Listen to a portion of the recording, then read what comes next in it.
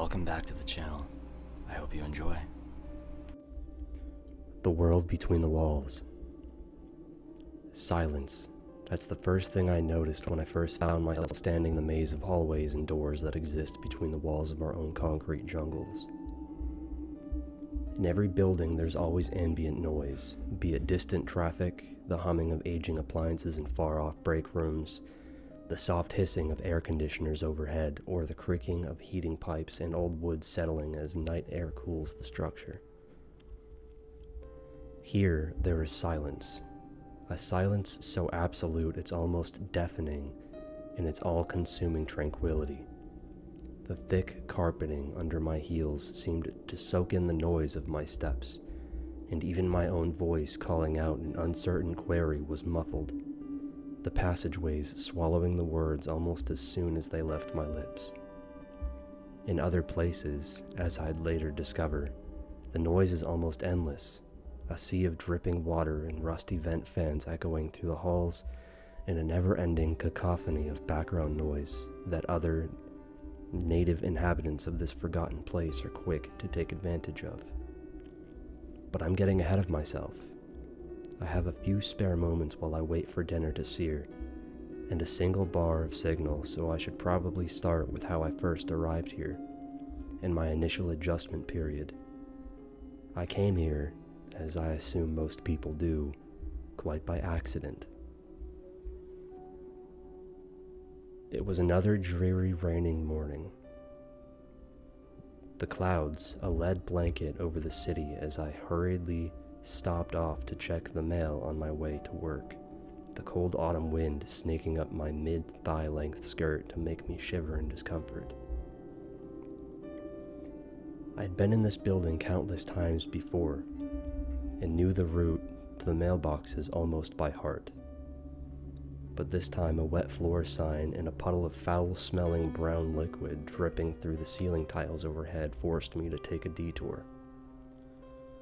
My alternate path of choice led me down a less used side hall that diverged into another forked set of corridors, my right turn ending at a short pair of steps that led up to a generically bland faded wooden door with a somewhat sticky metal knob. I wrinkled my nose in revulsion as my palm grasped its tacky texture, trying not to dwell on the specifics of why the doorknob was anything other than the expected worn metal I'd expected to feel. Absent-mindedly wiping my palm against my rain-dappled jacket, I eased the door open and stepped through, my elbow banging painfully on a jagged outcropping of drywall as I noticed the door frame seemed to have been wedged into a poorly patched hole in the wall itself, stepping out into another, more narrow passage. Sighing in frustration, I nursed my sore elbow and turned to the left, pausing as it slowly dawned on me the path ahead was utterly and possibly wrong. The hall ahead stretched 30 or more feet before taking an abrupt right bend out of sight. "That can't be right," I stated. Blinking in confusion, my mental map of the building put the exterior wall no more than a dozen feet ahead or less. A glance to my right showed a much shorter route that ended in a T-section. Another door in the middle of the intersection's bland beige drywall and equally drab gray corporate carpeting. I simply got turned around, I thought with an embarrassed smile. Shooting a parting glare of irritation at the outcropping of plaster I'd smacked into a moment ago, I turned to my right and swiftly strode to the T-section before pausing. Again at a loss as I noticed the all-encompassing silence that made my every breath a hurricane force of sound, aware for the first time the unusual lack of windows anywhere. The T-section passageways extending in either direction in possible distances that would lead either into the busy highway or main floor of the crowded shops next door. Hypoxia? I pondered the question for a brief second, comparing my situation to a mental checklist of symptoms I recalled from my brief stint as a nurse years back. Noisy breathing? Check. Change in mental status? Check. Anxiety? Check and double check. A quick glance at my nails and hands showed no discoloration, however, and I quickly discarded the possibility. A stroke? Pulling out my phone, I quickly gauged my ability to read the most recent text message and swiftly set aside the worry. The words easily legible as I noticed with mild concern the complete lack of a cell signal.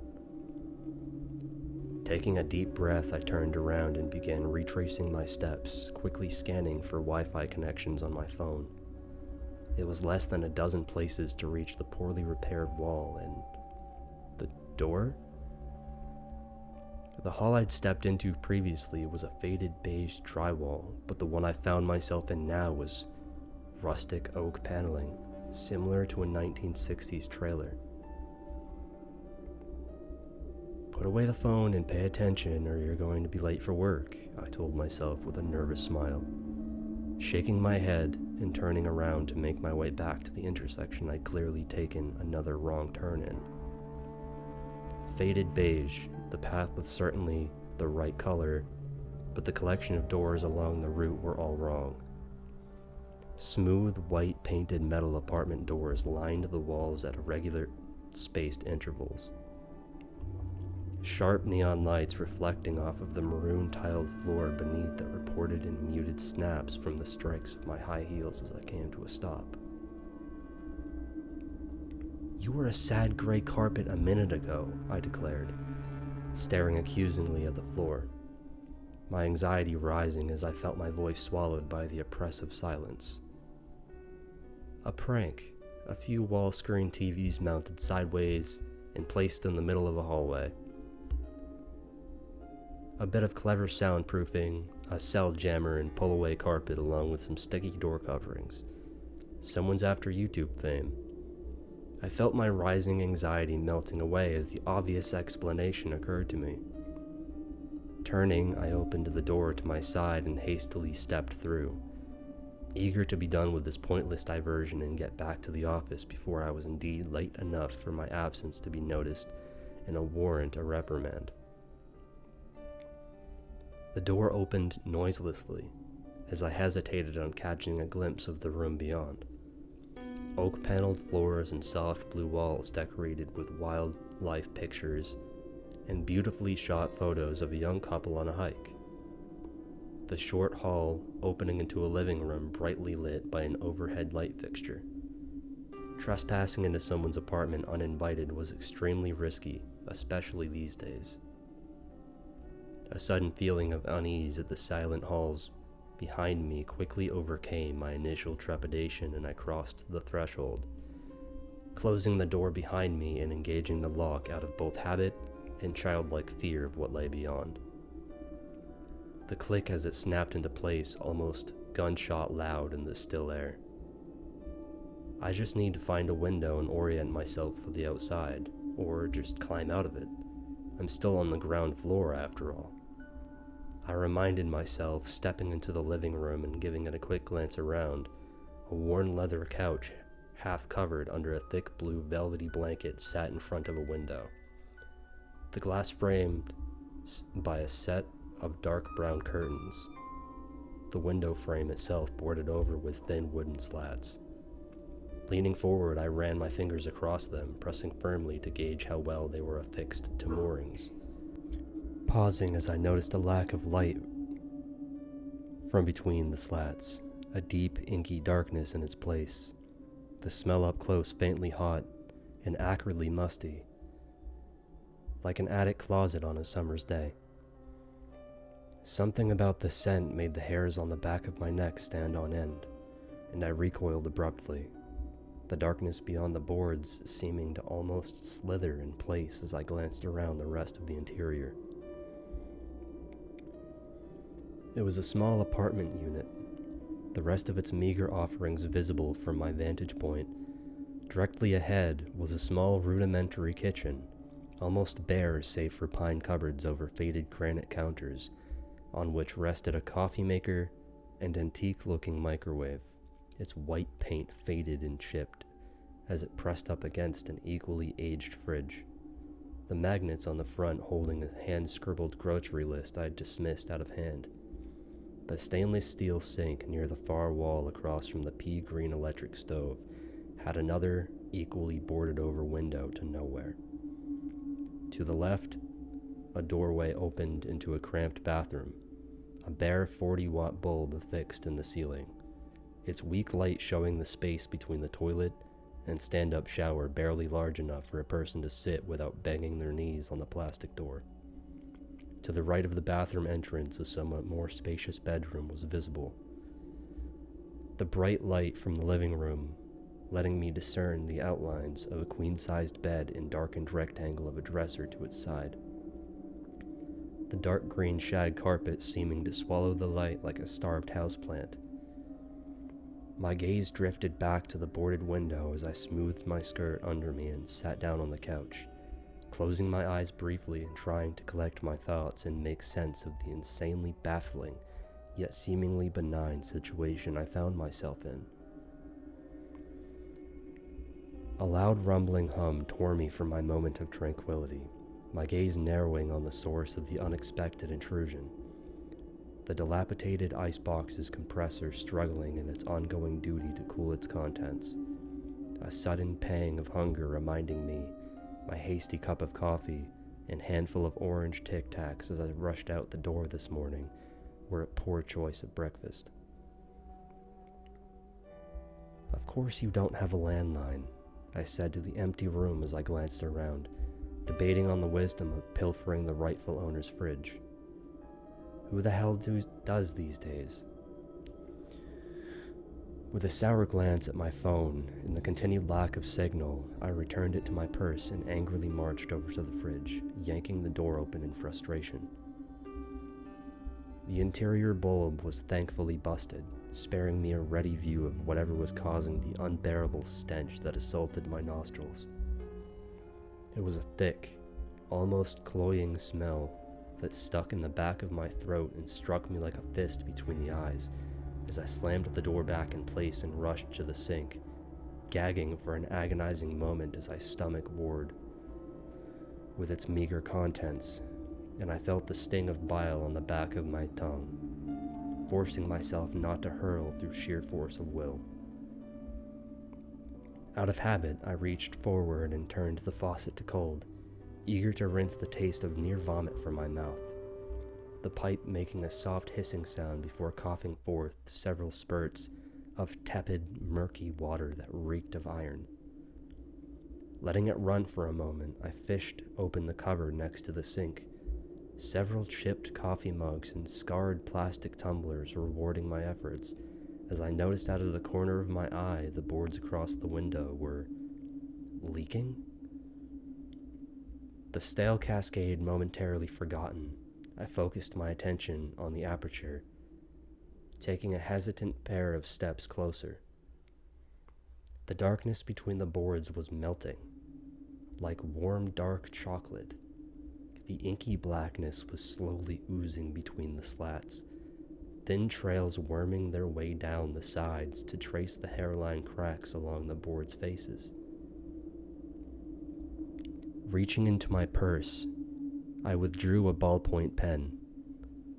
The bank logo printed on the side, an unwelcome reminder of the lecture that would be waiting for me when I finally did make it to the office. Carefully, I prodded the tip a full inch into gooey substance, half expecting my pen to sizzle or melt on contact with the inky black surface, its thickness reminding me of stale peanut butter or partially dried glue, letting out a small cry of alarm when I felt my writing implement held place by a vice-like grip, the slowly flowing substance edging further up its shaft.